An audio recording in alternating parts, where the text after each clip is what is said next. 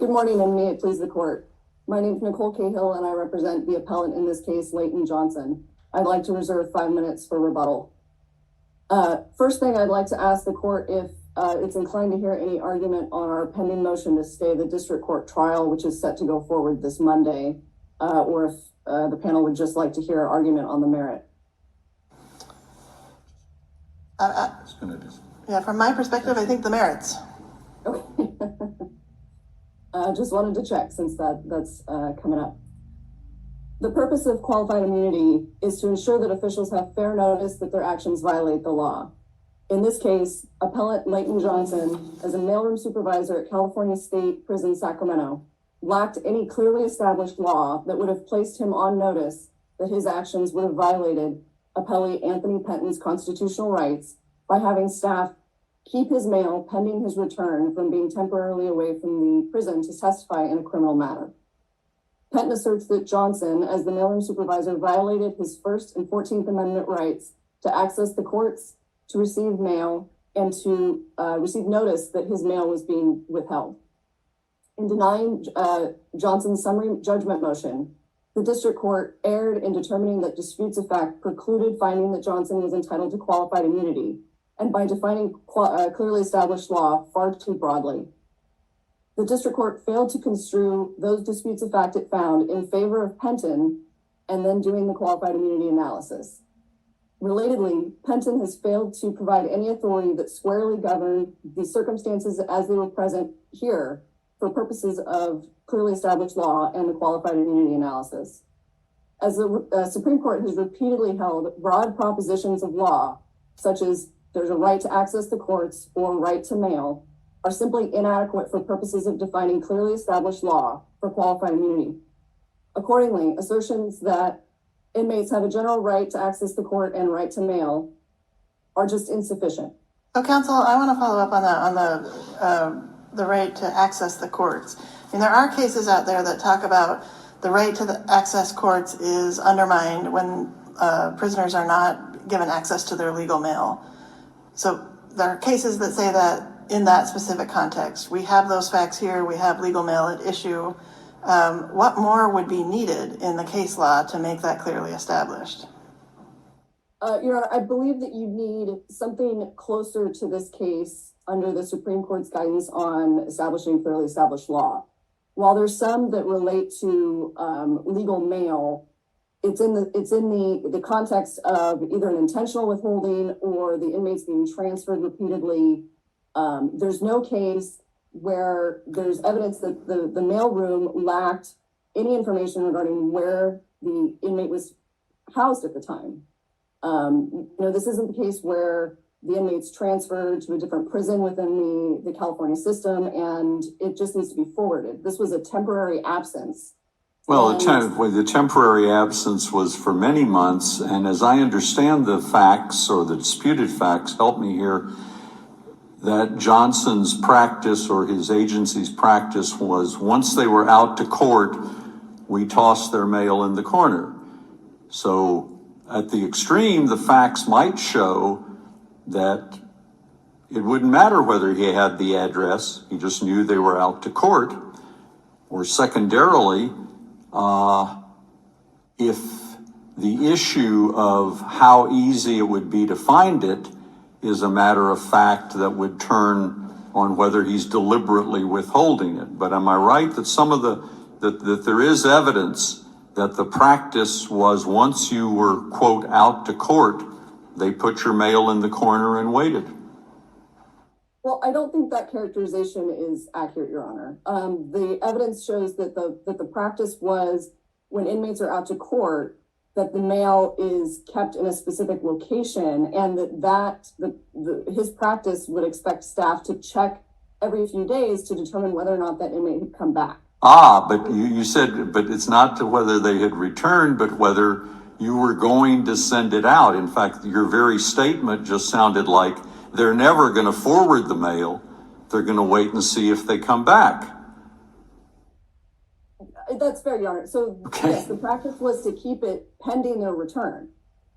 The vast isn't that withholding it? If that is indeed the fact and the practice, that is withholding your legal mail whenever you're out of the prison, and which, as I say, could be a long time. In this case, it was 7 months, and I guess if he was being held as a witness, it could, you don't know how long that could be. But let me ask you to proceed from that.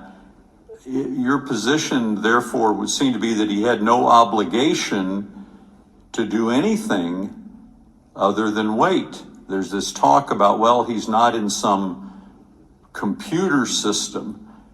But, as they say, come on, they had to sign him out to the U.S. Marshals. Somebody in the prison system had to know that he went to the Marshals, and you pick up the phone, like the last case, pick up the phone and ask the Marshals, where'd you take him? Your Honor, that might be, they may have been able to do that. There's no evidence in this case that anybody in the prison knew. And on the point of clearly established law, there's no case out there that requires a mailroom supervisor in my client's position to do that. Now, I would disagree with the characterization that we're withholding the mail. Most out-to-court inmates are not gone for this long. It's not a normal thing. Many inmates are gone for a matter of hours, such that the inmate is up at CSP Sacramento and they're transferred downtown to Sacramento and they're back the same day. Now, in that situation, it wouldn't be practical, or I don't think the court would expect the mail to be forwarded in that circumstance. And without those details, the mailroom didn't know how long he was going to be gone. The plaintiff didn't know, or I'm sorry. Well, they could at least know that he was still out to court a week later, a month later, 2 months later, right? Who, the mailroom? Yeah, presumably what you just said, that they didn't know where he was, but the system did show he was out to court. So they knew how long he'd been gone. Yes. And I will say that the practice called for someone to check every few days to see if the inmate had returned from out to court status. Whether that practice was followed isn't an issue with respect to my client, because he can only be liable as a supervisor for the practice that he instituted, not whether or not a subordinate followed that practice. Or let me rephrase, if they didn't follow the practice, that's not something that he's liable for. So while in many cases, in this case, he was out to court for this prolonged period of time, again, there's no evidence that the mailroom knew where he was. Whether someone else in the institution knew where he was is not something that there's evidence of in this case. But if the mailroom is responsible for forwarding mail or holding mail or withholding mail, don't they have some obligation to try a little harder? Your Honor, that's not something that's in the case law. There isn't a case that says what steps a mailroom has to take. Okay, so they, in order to be liable here, you would say you have to show that it's deliberate, willful, and malicious withholding of the mail?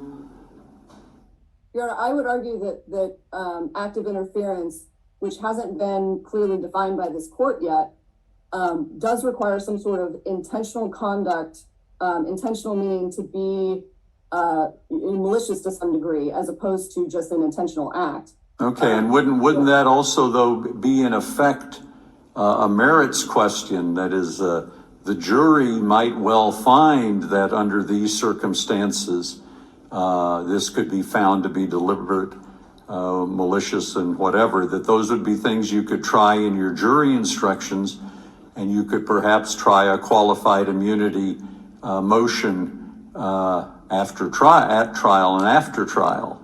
But aren't the circumstances sufficiently close to disputed as to the degree of malfeasance, let's say here, that could come under the clearly established standard of withholding mail? I don't think there's any evidence of any sort of malicious intent that would be similar to the cases that are out there. And this is an appeal based on our argument on the summary judgment motion as to the second prong of qualified immunity, which is that the law wasn't clearly established. So even if the practice here did violate his constitutional rights, was the law sufficiently clearly established that provided notice that this practice and policy was unconstitutional? And that's the point that I'm struggling with, because I give you that I don't think we have a Ninth Circuit case that's specific to transferring or forwarding of mail, but on my count, there's at least 4 other circuits who have said that prison officials who seriously delay or fail to forward legal mail to prisoners violate clearly established law. That's what happened here.